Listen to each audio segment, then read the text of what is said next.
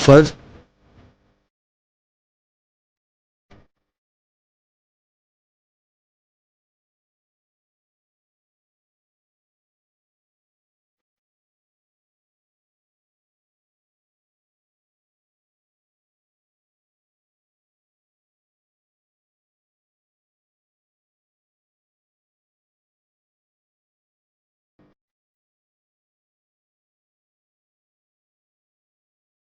مدہوش نہیں بیدار ہیں ہم، مدہوش نہیں بیدار ہیں ہم، ہر آہٹ پر تیار ہیں ہم، سمجھے نہ کوئی غافل ہم کو، وطن کے پہرے دار ہیں ہم۔ ہماری کائنات تغیرات ہے اور صرف وہی افراد جریدہ عالم پر نقش دوام چھوڑ جاتے ہیں جو تند و تیز آندھیوں میں بھی صداقتوں کے چراغ روشن رکھتے ہیں، اور جب کبھی ضرورت پڑے تو اپنے کاسہ سر کو فصیل شب پر چن دیتے ہیں۔ یہی وہ لوگ ہیں جن کا وقت سالوں انتظار کرتا ہے، اور جب یہ اپنی جان ہتھیلی پر رکھ کر وطن عزیز کی حفاظت کے لیے آگے بڑھتے ہیں تو شہادت 4 قدم آگے بڑھ کر ان کے پاؤں چوم لیتی ہے۔ عظیم انسان اس وقت بھی نہیں مرتے جب ان کی روح قبض ہوتی ہے۔ عظیم انسان تب فنا ہوتے ہیں جب ان کو یاد کرنے والا کوئی نہ رہے، اور یہ اللہ کا عظیم انسانوں کے لیے خاص انعام ہے کہ کسی نہ کسی حوالے سے عظیم انسانوں کو یاد کیا جاتا رہتا ہے۔ محمد نوید صادق سیال۔ محمد نوید صادق سیال کا شمار بھی انہی عظیم لوگوں میں ہوتا ہے۔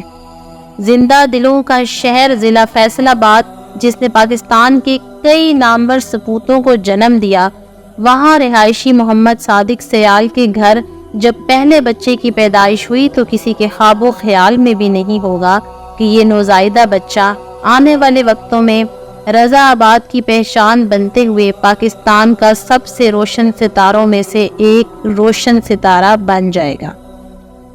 اور اس بچے کا خاندان جو کہ متوسط طبقے سے تعلق رکھتا تھا اور جس کی شہرت رضا آباد فیصل آباد کی فصیلوں سے باہر نہ نکل سکی تھی، اس بچے کی وجہ سے پاکستان کے بچے بچے کو معلوم ہو گیا کہ محمد نوید صادق سیال کون تھا، کس کا بیٹا تھا، کس کا بھائی تھا اور کس دھرتی کا سپوت تھا۔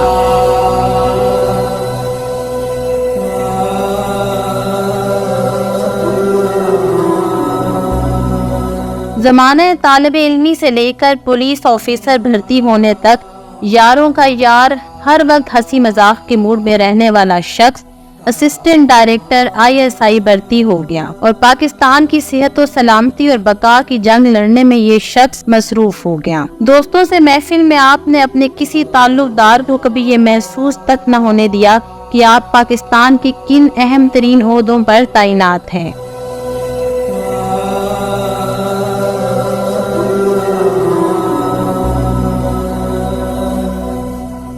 ان کی زوجہ سادات گھرانے سے تعلق رکھتی تھیں۔ اپنی شہادت سے 5 یا 6 سال پہلے نوید صادق سیال اپنے خاندان کے ہمراہ اللہ اور اللہ کے رسول کے گھر باقاعدگی سے ہر سال حاضری دینے لگے۔ شہادت سے پہلے والے کئی سال آپ کے خاندان میں سادات کی شمولیت کا اتنا اثر ہوا کہ عشق رسول صلی اللہ علیہ وآلہ وسلم کا جادو آپ اور آپ کے خاندان میں سر چڑھ کر بولنے لگا۔ زمانہ گواہ ہے کہ حق اور باطل کے اس معرکے میں نوید صادق ایک ایسا نام ہے جس کو سن کر باطل کے اوثان خطا ہو جاتے تھے۔ انٹیلیجنس ایجنسی ISI مارک 4 کے نشان سے تعبیر دی جاتی ہے۔ اس کے جوان سانپوں کا سراغ لگا کر ان کے سر کچلنے کے ماہر مانے جاتے ہیں۔ انہی جانبازوں میں ایک عظیم نام آپ کا بھی تھا۔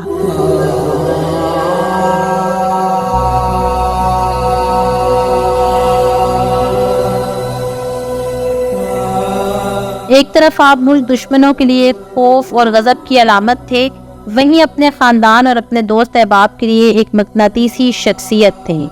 آپ ایک انتہائی شفیق باپ، ایک باوقار شوہر اور ایک فرما بردار بیٹے تھے۔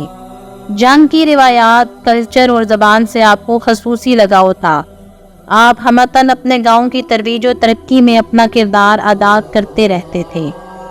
آپ نے دنیاوی کاموں اور ذاتی زندگی پر وطن عزیز سے متعلقہ تمام امور کو اپنی جان سے ہمیشہ زیادہ قیمتی سمجھا۔ اتنی زیادہ مصروفیت ہونے کے باوجود آپ کا رشتہ اپنے گاؤں سے ہمیشہ جڑا رہتا۔ آپ عورتوں کی عزت اور وقار کو خصوصی اہمیت دیتے تھے۔ آپ تصوف سے خصوصی رغبت رکھتے تھے۔ آپ کہتے تھے کہ جب تم سے کوئی مدد مانگنے آ گیا تو اب اس کا حق بن گیا ہے، سو تم مدد کر دو، مت دیکھو کہ کیا، کیوں، کیسے اور کون ہے کون نہیں۔ اللہ پاک نے آپ کے دل میں شوق شہادت پیدا کر کے موت کا خوف نکال دیا تھا۔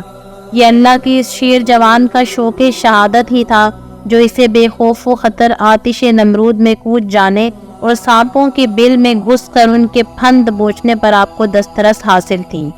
یہی شوق شہادت بالآخر انہیں صوفیہ کی سرزمین ملتان لے آیا۔ ملتان دہشت گردوں کی ٹھکانوں کے لحاظ سے گنجان ترین آباد ہونے کی وجہ سے پاکستان کا نہایت حساس ترین علاقہ ہے۔ آپ نے اپنی روایت کے مطابق دہشت گردوں کی اعلیٰ قیادت کو ٹارگٹ کرنا شروع کر دیا۔ ان دہشت گرد گروہوں کو جڑ سے کاٹنے کا مقصد لیے محمد نوید صادق شہید جنوری 2023 میں شام عصر کے وقت خانیوال ہائی وے پر واقع بسم اللہ ریسٹورنٹ میں اپنے ساتھی انسپیکٹر ناصر عباس کے ساتھ ایک انفارمر جو کہ ڈبل ایجنٹ ثابت ہوا سے ملنے گئے۔